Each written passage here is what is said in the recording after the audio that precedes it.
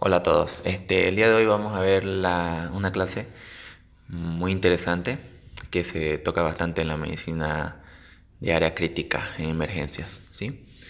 Vamos a hablar sobre el manejo preciso y directo, o sea, los pasos que tenemos que hacer para tratar a estos pacientes con shock, ¿ya? Vamos a ver hoy día el shock cardiogénico, shock hemorrágico, shock neurogénico, anafiláctico. ¿Ya? El shock séptico lo van a ver en la clase de farmacología de los corticoides, ¿sí? Ahí lo vamos a tocar con más detalle. Bien, entonces vamos a hablar de la definición de shock, que esta es la definición más adecuada para este término. Es definido como un fracaso agudo de la circulación con una inadecuada distribución de la perfusión tisular, resultando una hipoxia tisular generalizada. Entonces vamos a tener una incapacidad de nuestro aparato circulatorio de proveer la cantidad necesaria de irrigación sanguínea a los tejidos celulares, ¿ya? Y esto va a causar una disminución del aporte de oxígeno u otros sustratos que son importantes para el metabolismo fisiológico normal de nuestras células. ¿Ok? Bien. Entonces tenemos por este lado la clínica de hipoperfusión. La clínica de hipoperfusión, vamos a ver cuáles son. Un cuadro clínico bastante florido, ¿no? Bastante variado. Tenemos la palidez y frialdad. Esta palidez y frialdad mayormente lo observamos en pacientes con Esta palidez y frialdad normalmente lo observamos en pacientes con pérdida de sangre, pérdida de contenido hemático, ¿no? Shock hemorrágico, ¿no? Palidez y frialdad, ¿no? Es un, es un signo característico, ¿no? Vemos y tocamos frialdad, la piel está fría.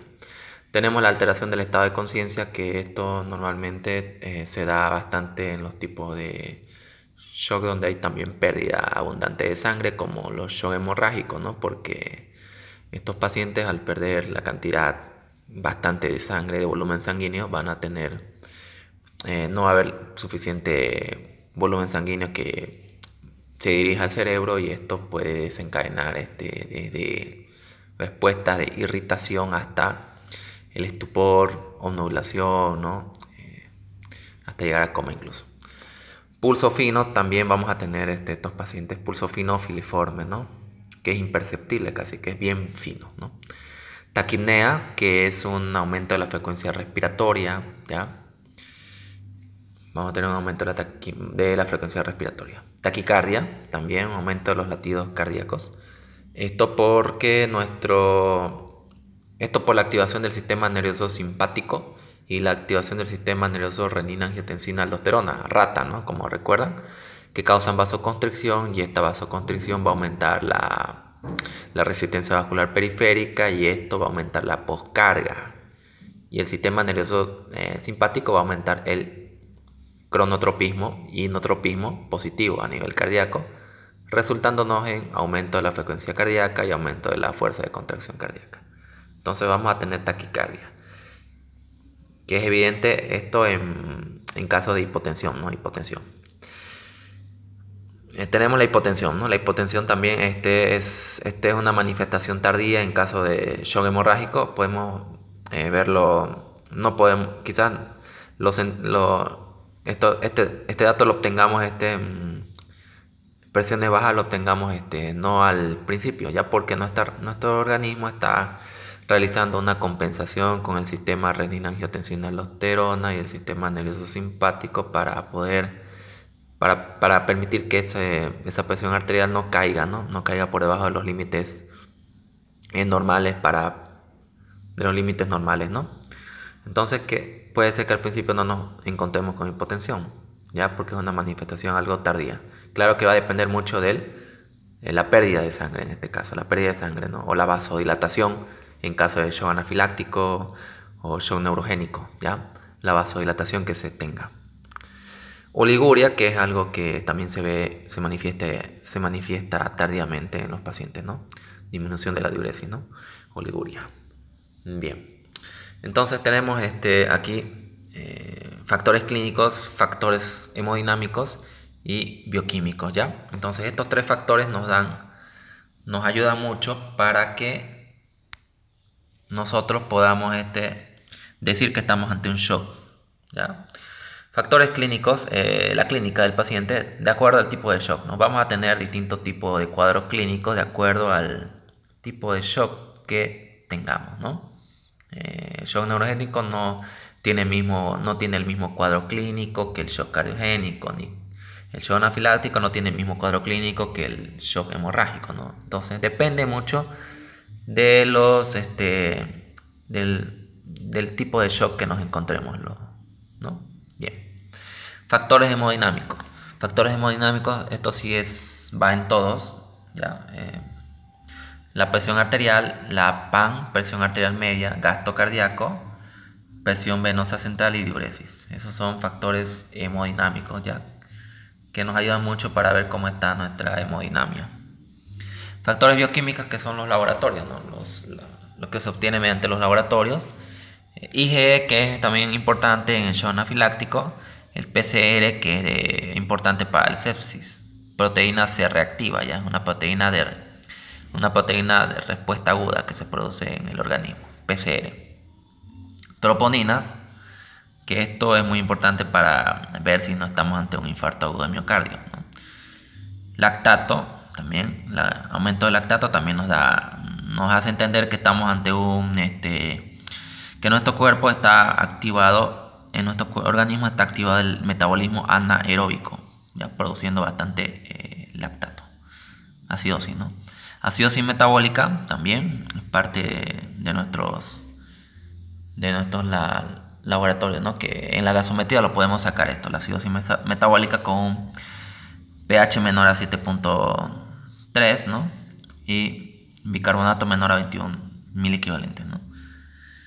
Glóbulos rojos, hematocrito, hemoglobina, ¿no? Tenemos también esos datos, los podemos obtener. Reticulocitos, ¿no? TP, tiempo de hepatombina, tiempo de sangría, fibrinógeno, ¿no? El coagulograma, ¿no? Entonces podemos obtener esos datos bioquímicos y poder, dependiendo de del cuadro clínico, ¿no? que obtengamos, si nos da a entender que estamos en un shock cardiogénico, un shock hemorrágico, neurogénico, anafiláctico, ¿no? Vamos a tener una idea de cuál puede ser la causa, ¿no? Todo eso. Bien. Entonces, vamos por este lado que tenemos acá al shock hemorrágico. Shock hemorrágico. Vamos a hablar primero del shock hemorrágico, que puede ser producido por una pérdida, ¿no? Es una pérdida abundante del contenido sanguíneo, ¿no? Un shock hemorrágico, y que se divide en cuatro grados el shock hemorrágico, ¿sí? Que vamos a hablar un poco luego en el tratamiento de eso. Entonces las causas pueden ser producidas por un accidente de tránsito, que hay una hemorragia interna, ¿ya? Eso hay que tener mucho cuidado, ¿no? Que un paciente que no siempre se va a evidenciar el sangrado externo. Podemos encontrarnos con un daño hepático, ¿no? Una injuria hepática que se produjo en el momento del accidente, y esto produjo una hemorragia a nivel hepática, ¿no? Y no lo podemos ver porque no se evidencia, ¿no? Sino con una ecografía, ¿no? Y también los signos vitales que nos pueden ayudar mucho, ¿no? Bien. También puede ser arma cortopunzante, ¿no? Como los cuchillos, ¿no? Que pueden producirnos perforaciones, ¿no? A nivel del hígado, a nivel del vaso intestinal, ¿no? Donde se produzca, ¿no? La injuria. También tenemos las armas blancas, ¿no? Que son las pistolas, ¿no? Los proyectiles, ¿no? Que también puede producirnos laceración y producirnos pérdida de sangre, ¿no? Bien, entonces todo paciente shock hemorrágico, ¿no? Todo paciente ingresa a emergencia, ¿ya? Hacemos el ABCD, que es una norma general en emergencia, es un protocolo ABCD.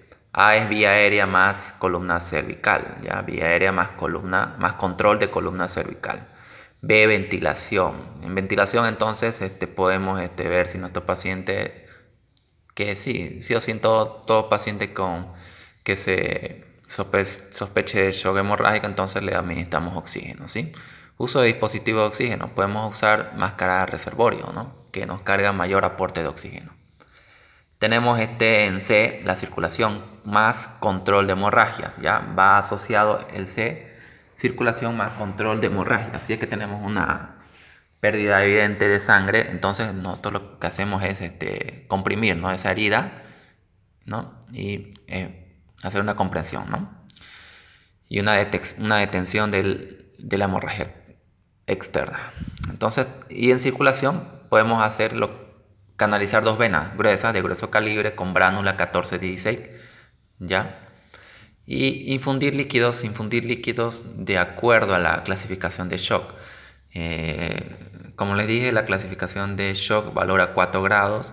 En 1 a 2 mayormente si nos encontramos en 1 o 2 de la clasificación, vamos a necesitar normalmente infundir líquidos, o sea, soluciones cristaloides, ¿no? Ringer lactato de preferencia, ¿no? Otros usan solución fisiológica al 0,9%. Bien, entonces también si es que nuestro paciente está en el grado 3 a 4, ¿ya? De la clasificación de shock hemorrágico, entonces aquí nuestro paciente va a necesitar cristaloides y paquetes globulares. 4 también, mayor cantidad de paquetes globulares, ¿sí? Entonces 3 y 4 paquetes globulares, 1 y 2 cristaloides, ¿sí? Clasificación del 1 al 4 en shock hemorrágico, ¿no? De acuerdo a esa clasificación, como vamos a ver, les voy a mandar una imagen que valora la presión arterial, la frecuencia cardíaca, la frecuencia respiratoria, la diuresis, ¿ya? Y el estado de conciencia, ¿sí? Bien. Entonces, al canalizar podemos sacar una muestra de sangre, ¿ya? Y pedir, ¿no? Una prueba de grupo y factor sanguíneo, ¿no? Pero el donante universal en estos pacientes es el ORH o positivo, o negativo, perdón, es el O negativo, no el donante universal, ¿no? O negativo, el donante universal, ¿no? En cuanto a los sueros, tenemos que administrarlos tibios, ¿sí? Tibios, precalentados, ya sea en baño María o microondas que tengamos en nuestra sala de emergencia, ¿no? No fríos, porque este paciente con shock hemorrágico va a tener lo que le dije, palidez o frialdad, ¿no? Y vamos a empeorar ese cuadro, ¿no? Vamos a empeorar la hipotermia y eso es algo que nos puede producir la famosa triada de la muerte, ¿no? Que es hipotermia, acidosis y coagulopatía, ¿no? Bien. Entonces, eso es en cuestión del manejo práctico de un paciente con shock hemorrágico, que también podemos usar ácido tranexámico. Entonces, un shock hemorrágico que tenemos una gran pérdida de sangre, no vamos a reemplazar suero por sangre, que es lo que se está perdiendo. Entonces, tenemos que reemplazar, si lo que se está perdiendo es sangre, entonces reemplazar con sangre, ¿no? Paquetes globulares. Cada paquete globular me sube a un gramo, ¿no? Un gramo decilitro de la hemoglobina, ¿no? Bien, entonces eso es el manejo en shock hemorrágico, ¿no? Bien. Vamos por el shock neurogénico. El shock neurogénico entonces es se puede producir por un trauma raquimedular, o sea, un trauma raquimedular, ¿no? Una contusión, una alteración a nivel de lo que es la médula espinal, ¿no? Y esto puede producirnos una alteración de la vía simpática. Entonces, por arriba de la T6, si es que nuestra la lesión anatómica ya a nivel de la médula espinal se produjo por encima de la torácica 6, entonces esto va a alterar nuestra vía simpática, nuestra inervación simpática, y nos va a producir el cuadro clínico característico de un shock neurogénico, ¿ya? Que es los signos vitales, ¿no? Vamos entonces a tomar los signos vitales en este paciente: frecuencia respiratoria de 22, cardíaca de 52, o sea, va a estar bradicárdico, y una presión baja, 100 a 60, puede ser más baja todavía. Entonces, en este paciente no es algo, no, lo que nos tiene que sorprender es que hipotensión más bradicardia, o sea, wow. tiene que impresionarnos eso, ¿no? Porque normalmente cuando hay una hipotensión, la respuesta es aumentar la frecuencia cardíaca, los latidos cardíacos, ¿no? Y eso es producido por la estimulación nerviosa simpática, ¿no? La estimulación nerviosa simpática estimula el cronotropismo, ¿no? A nivel cardíaco, que hace aumentar los latidos cardíacos, ¿no? Pero como tenemos una alteración de la vía simpática, entonces la respuesta simpática a nivel cardíaco va a estar alterado, no va a haber el estímulo simpático a nivel cardíaco, por tanto nuestro órgano cardíaco va a estar más influenciado por el sistema nervioso parasimpático, produciéndonos bradicardia, ¿ya? Y nuestra respuesta también vasoconstrictora por medio del sistema nervioso simpático va a estar también alterado porque no se va a producir vasoconstricción, ¿no? Se va a producir vasoconstricción, que es lo que normalmente produce el sistema nervioso simpático, ¿no? Vasoconstricción. Entonces no va a haber vasoconstricción, entonces va a prevalecer el efecto vasodilatador y nos va a producir una caída de la resistencia vascular periférica, y esto nos va a dar una hipotensión, presión arterial baja, ¿no? Bien, entonces eso es lo que nos tiene que sorprender, ¿no? Una bradicardia más una hipotensión, ¿no? Entonces esto es lo que nos llama la atención, ¿no? Aquí lo hemos puesto. Se puede evidenciar que las extremidades inferiores estén calientes, ¿ya? Justamente por la vasodilatación que se produce.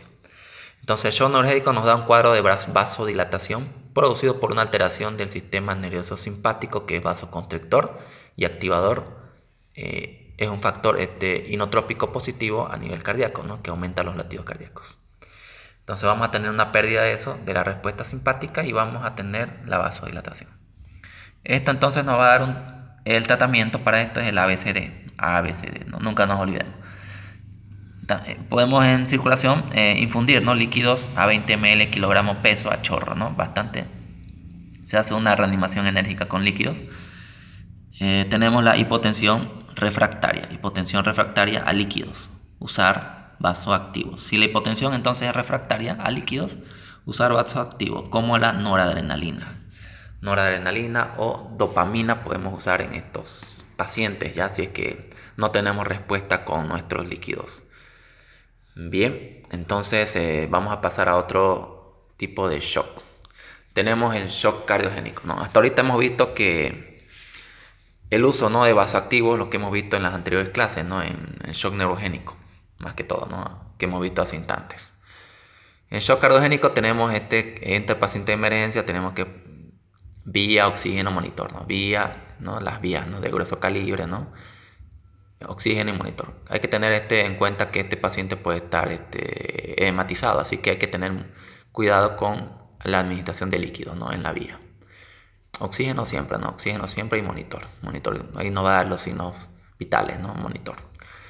Entonces le sacamos, vemos en el monitor un ritmo cardíaco anormal. Entonces lo que hacemos inmediatamente entonces es sacar un electrocardiograma en estos pacientes, ¿no? Y nosotros vamos a tratar la causa desencadenante del shock cardiogénico, ¿no?, que son arritmias, isquemia, cardiopatía isquémica, insuficiencia cardíaca congestiva, infecciones, ¿no? Pueden producirnos un shock cardiogénico. Las arritmias, ¿no? En cuanto a las arritmias, podemos tratar las arritmias, ¿no?, dependiendo si son taquiarritmias, ¿no?, supraventriculares o ventriculares, ¿no? Tenemos que tratar de acuerdo a cada uno, ¿no? Isquemia, la cardiopatía isquémica, ¿no?, nos pueden producir el síndrome, nos puede producir angina inestable, síndrome coronario agudo con elevación del ST, sin elevación del ST, ¿no? En cada uno de los tres se hace su tratamiento, ¿no?, correspondiente. Y la insuficiencia cardíaca congestiva, ¿no?, que puede darnos un fallo de bomba cardíaca, y las infecciones, ¿no? Entonces también en estos pacientes se trata la hemodinamia de este paciente, ¿no? O sea, la presión arterial, la frecuencia cardíaca, con los vasoactivos, ¿no? Si la hemodinamia está alterada, entonces tratamos con vasoactivos. Presión arterial baja, si tenemos presión arterial baja, frecuencia cardíaca elevada, 120, Usamos noradrenalina, que es un fármaco que va a aumentarnos la presión arterial, ¿no? Va a aumentarnos la presión arterial, nos aumenta la presión arterial. Tiene efecto vasopresor. Tenemos presión arterial 110-70 y frecuencia cardíaca 53, bradicardia, ¿no? Bradicardia y hipotensión. Entonces podemos usar dopamina o dobutamina. Dobutamina hay que tener mucho cuidado, ¿no? Usando siempre cuando nuestra presión arterial sistólica sea mayor a 90 milímetros de mercurio, porque nos da un efecto vasodilatador, ¿no? Por el receptor beta 2. Entonces usamos estos fármacos, ¿no? Dopamina a dosis altas, ¿no? No dosis mínimas, porque dosis mínima no vamos a tener ninguna respuesta, ¿no? De 1 a 5 unidad gramos por kilogramo minuto no vamos a tener respuesta, tiene que ser mayor. Entonces tenemos la presión arterial 160, que es una hipotensión más un caso de bradicardia también, ¿no? Podemos usar entonces también combinaciones, noradrenalina o más dobutamina, noradrenalina más dobutamina, noradrenalina o levosimendan o dopamina solamente, dopamina a dosis altas, ¿no? En estos casos también. Y si nuestra presión arterial está normal, más gasto cardíaco bajo, dobutamina es bastante bueno, ¿no? Gasto cardíaco bajo es la frecuencia cardíaca está expresado por una frecuencia cardíaca baja, ¿no? Presión arterial normal, ¿no? Dobutamina, entonces. Bien. Vamos por este otro lado. Algo que me olvidé decir es que en cuestión de los líquidos, la solución Ringer lactato no está indicado, ya no está indicado en pacientes con hiperpotasemia o hipercalcemia, ya, porque dentro de este elemento encontramos potasio y calcio, ¿no? Así que no está indicado en esos casos, ¿no? De hiperpotasemia o de hipercalcemia, ¿no? Porque vamos a aumentar más sus niveles de esos iones, ¿no? Bien, sigamos por este lado entonces el shock anafiláctico. Shock anafiláctico, ¿ya? Tenemos por acá entonces vía oxígeno monitor. Todo paciente que ingresa a emergencia vía oxígeno monitor, ¿no?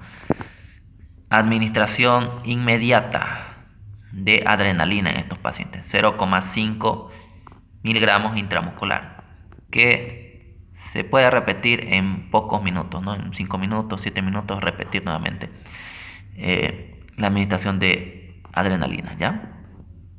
Infusión de líquidos intravenosos a 20 ml kilogramo, ¿no? En bolo.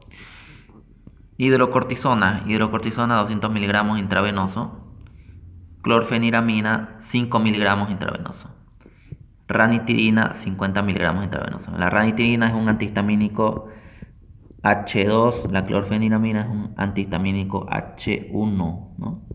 Y la hidrocortisona es un corticoide que lo vamos a conocer en farmacología de los corticoides, ya es un fármaco corticoide, 200 miligramos intravenoso.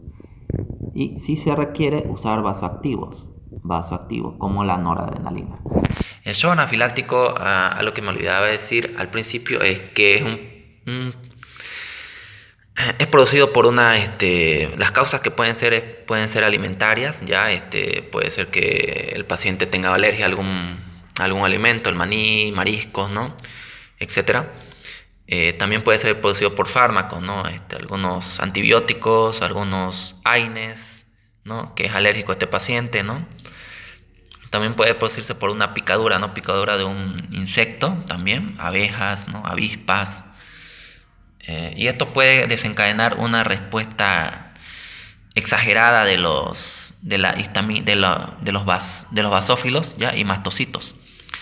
Y estos basófilos y mastocitos liberan gran cantidad de histamina, y esta histamina, como sabemos, es una sustancia vasodilatadora que va a producir vasodilatación, ya, a nivel de los vasos sanguíneos, y va a hacer caer la presión arterial, ¿ya?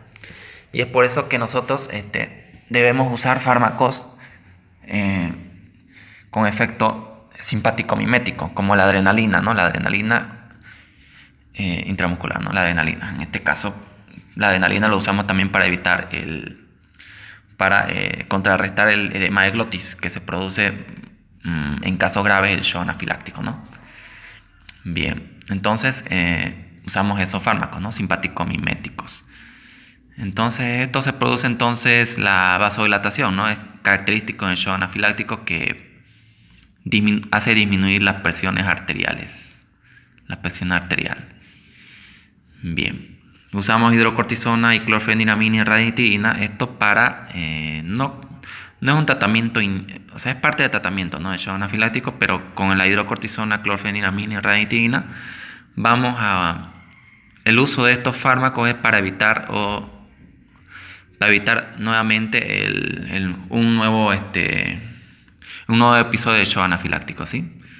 ¿Ya? Su respuesta no es inmediata de esto, es más tarde, ¿no? Más tarde se produce el beneficio de estos 3 fármacos, ¿sí? Lo más importante es la adrenalina. La adrenalina sí nos va a dar una respuesta inmediata y rápida para el caso de shock anafiláctico, ¿sí? Pero estos 3 fármacos no, ¿ya? Es para evitar otra respuesta, ¿no? de un shock anafiláctico, producido por la causa, ¿no? Que ya les dije. Bien, entonces eso es los distintos tipos de shock que hemos visto, ¿no?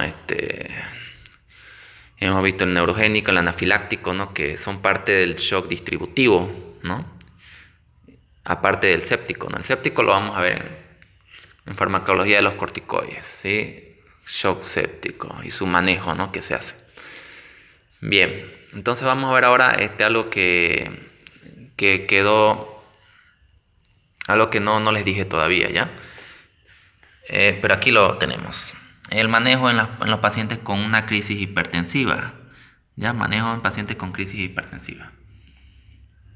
Entonces, si tenemos un paciente con una crisis hipertensiva de 180-100 milímetros de mercurio, ¿cuáles son el tratamiento para estos casos de crisis hipertensivas? Entonces, tenemos el captopril de 50 miligramos, podemos usarlo vía sublingual, repetir hasta 2 veces, ¿sí? Si esto no funciona, entonces podemos aplicar furosemida, 40 miligramos de furosemida intravenosa.